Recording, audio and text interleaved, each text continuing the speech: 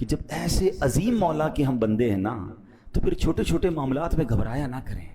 ہاں ہمارے لیے بعض اوقات معاملہ بڑا ہوتا ہے، میرے رب کے لیے کچھ بھی نہیں ہے. ہاں کیوں کر نہ میرے کام بنے غیب سے حسن، کیوں کر نہ میرے کام بنے غیب سے حسن، بندہ بھی ہوں تو کیسے بڑے کارساز کا.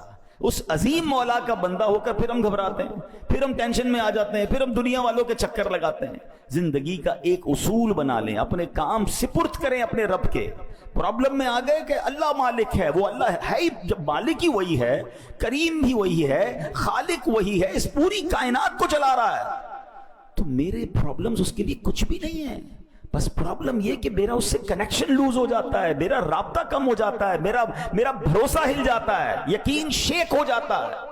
اب یقین کریں جس کا رب پر بھروسہ مضبوط ہو جائے نا، اس کے کام کیسے غیب سے بنتے ہیں. کچھ لوگ پریشانی میں ہوں گے، قرضے میں ہوں گے، کسی ڈیفیکلٹی میں ہوں گے، گھبرا جاتے ہیں اور جناب بڑے پریشان ہو جاتے ہیں، ڈپریشن میں چلے جاتے ہیں. اب 2-3 باتیں سنیے گا.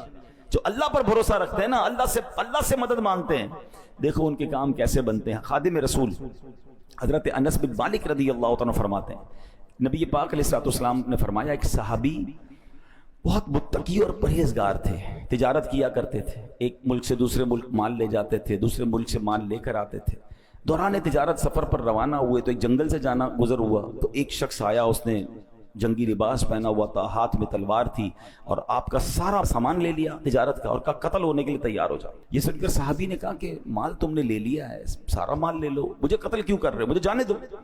تو کہا میں تمہیں مال بھی تمہارا لوں گا اور تمہیں قتل بھی کر دوں گا. وہ جو شخص تھا، ڈاکو جو تھا، وہ بڑا ظالم تھا. اتنا کہنے کے بعد تو جب ڈاکو آگے بڑھا تو آپ نے کہا ٹھیک ہے اب تم مجھے مارنے کا ارادہ کر ہی چکے ہو، مرنے سے پہلے میں اللہ کی بارگاہ میں سجدہ کرنا چاہتا ہوں، تو 4 رکعت پڑھنے دو. اس نے کہا ٹھیک ہے چلو، قتل تو کرنا ہی ہے، تمہیں مال تو لے چکا ہوں، تمہاری خواہش پوری کرتا ہوں. وضو کیا، 4 رکعت نفل پڑھی اور سجدے کی حالت میں اللہ کی بارگاہ میں دعا کی. ترجمہ دیکھیں کیسا پیارا ہے. اے ودود، اے عرش مجید کے مالک، اے وہ کہ ہمیشہ جو چاہے کرنے والا ہے، تیری عزت جس کی کوئی انتہا نہیں، میں تجھے تیری اسی عزت کا واسطہ دیتا ہوں. اے ایسی بادشاہت کے مالک جس پر کوئی دباؤ نہیں ڈال سکتا، وہ نور جس سے تیرا عرش روشن ہے، میں تجھے اسی نور کا واسطہ دیتا ہوں. اے میرے پروردگار، مجھے اس ڈاکو کے شر سے محفوظ فرما. اے مدد کرنے والے میری مدد فرما، اے مدد کرنے والے میری مدد فرما، اے مدد کرنے والے میری مدد فرما. صحابی رسول نے گر گڑا کر 3 بار یہ دعا پڑھی. ابھی دعا سے فارغ نہ ہوئے تھے، اچانک ایک گھڑ سوار آئے، ان کے ہاتھ میں بھی تلوار ہے. اس ڈاکو کا کام تمام کیا، اس کو جناب مار کر اب وہ واپس جانے لگے. تو اب جب وہ گھڑ سوار جو آئے تھے، صحابی رسول کہتے ہیں آپ کون ہیں، اس جنگل میں کہاں سے آ گئے، میری مدد کیسے کی آپ نے؟ اللہ اکبر. گھڑ سوار کہتے ہیں میں اللہ کے فرشتوں میں سے ایک فرشتہ ہوں، 4تھے آسمان سے آپ کی مدد کے لیے آیا.